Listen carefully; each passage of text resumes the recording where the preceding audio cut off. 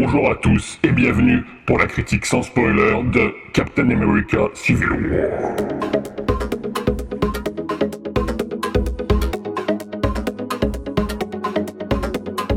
Attention, même s'il n'y aura pas de spoiler, on considère quand même que vous avez vu les bandes annonces, donc vous êtes prévenus. Et je vais commencer par remercier Audi qui m'a permis d'accéder à cette avant-première du film. Il faut dire que des Audi, on en voit beaucoup dans ce Captain America Civil War et pas seulement avec Tony Stark au volant. Avant de vous dire exactement ce que j'ai pensé du film, je voudrais juste vous rappeler qu'un avis sur une œuvre est par définition subjectif. Alors bon, en l'occurrence, je ne pense pas qu'il y aura de polémique comme il y a pu en avoir sur Batman v Superman, mais sait-on jamais, donc je vous appelle à garder votre sang-froid dans les commentaires. Sachez également que je n'ai pas lu le comics Civil War, donc je juge uniquement le film et pas l'adaptation du comics. Alors dans quel état d'esprit est-ce que j'étais avant d'aller voir ce film?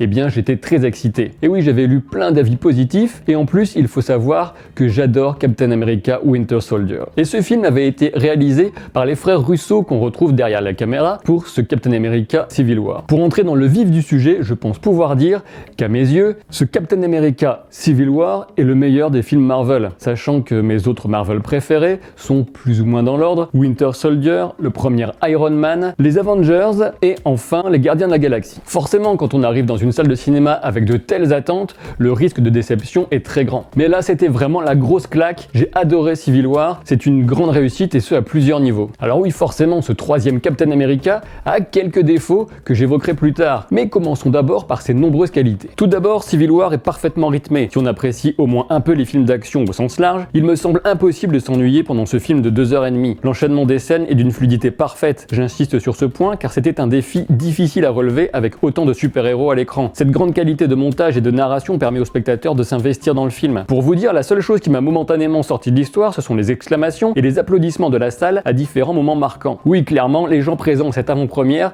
semblaient passer un excellent moment. Outre ce rythme parfaitement maîtrisé, ce film Marvel propose des scènes d'action tout simplement incroyables. Que ce soit dans la destruction, la poursuite ou les combats, Civil War met la barre tellement haut qu'il est difficile d'imaginer voir mieux pour ce style de film, même si j'espère bien que ça arrivera un jour. Il y a une scène de poursuite tout bonnement excellente. On sent que le Winter Soldier est habitué à se faire la malle. Les effets de destruction sont bien gérés et moins grandiloquents que dans d'autres blockbusters qui s'appuient trop sur les explosions massives et autres immeubles qui s'effondrent en masse. Et justement, le film nous les épargne. Et les frères Russo se concentrent sur ce que je préfère personnellement dans l'action, à savoir la bonne vieille baston entre amis. Sérieusement, la chorégraphie des combats est géniale. Le style de combat de chaque personnage est parfaitement respecté et exploité à l'écran. Je ne vais pas faire toute la liste, mais on voit vraiment à quel point certains héros maîtrisent le combat au corps à corps. Les capacités de chaque personnage sont très bien mises en valeur. Et il y a des séquences qui ont clairement été pensées pour assouvir les fantasmes des fans de comics qui espéraient depuis une éternité de voir certains affrontements à l'écran. Tout le monde parle de la scène de l'aéroport et vous ne serez pas déçus. Tout simplement la meilleure séquence de combat de super-héros jamais réalisée au cinéma. Après le rythme et l'action, c'est dans la mise en valeur de ces nombreux personnages que Civil War impressionne à nouveau. Les personnages sont réussis à tous les niveaux, avec du fanservice et des moments spectaculaires, mais aussi des motivations personnelles cohérentes et l'introduction de nouveaux venus. Justement, avant de parler de Spider-Man et Black Panther, il faut absolument dire un mot de quelques autres. Steve Rogers, alias Captain America, est fidèle à lui-même. Certains lui reprochent son côté boy scout, mais personnellement, c'est justement ce qui me fait l'adorer. Au final, Captain America n'incarne pas du tout les États-Unis. Il incarne certaines valeurs et certains idéaux et il est prêt à tout pour les défendre. C'est là la marque des grands hommes, et si Captain America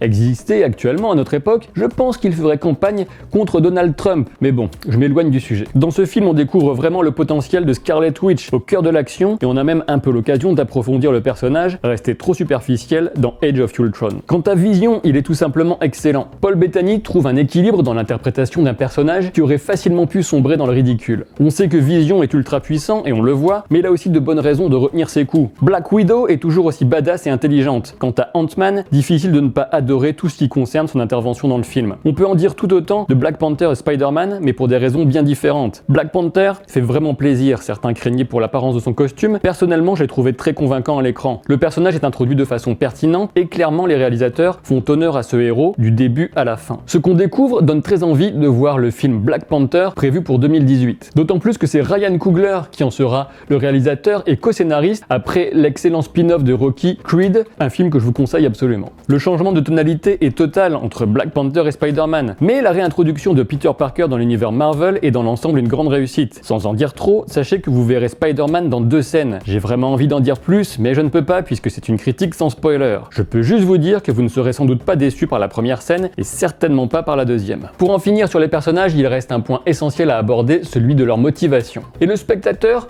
comprend les raisons d'agir de chacun dans ce contexte d'opposition interne au sein des Avengers. Et sans vouloir froisser les susceptibilités, ce thème de l'affrontement est, à mon avis, beaucoup mieux traité que dans Batman v Superman. Avant de passer aux quelques défauts, je dois souligner que ce Civil War manie parfaitement l'humour. Il arrive par petites touches et ça sonne juste. Le film assume pleinement son rôle de grand divertissement, mais sans briser des moments dramatiques avec une blague mal dosée. Et à ce sujet, il faut bien reconnaître que le rachat de Marvel par Disney permet une référence explicite et directe à Star Wars. Je vous laisse la découvrir dans le film, c'est tout simplement excellent. Aucun film n'est parfait malheureusement et Civil War ne déroge pas à la règle. Pour commencer léger, je dirais qu'en termes de début d'histoire d'amour, il y en a un qui est parfaitement dosé et l'autre qui semble un peu inutile. Mais je n'en dis pas plus et je vous laisse vous faire votre propre avis sur la question. Certains critiques ont beaucoup cité le méchant comme un des principaux défauts du film, mais je ne suis pas entièrement d'accord. Ce qui pose problème, ce n'est pas le méchant lui-même, interprété avec retenue par Daniel Brühl, mais plutôt son plan. Même si on n'y fait pas forcément attention pendant le film, après coup, quand on y repense, pour écrire une critique par exemple, il devient évident que ce personnage aurait pu arriver à ses fins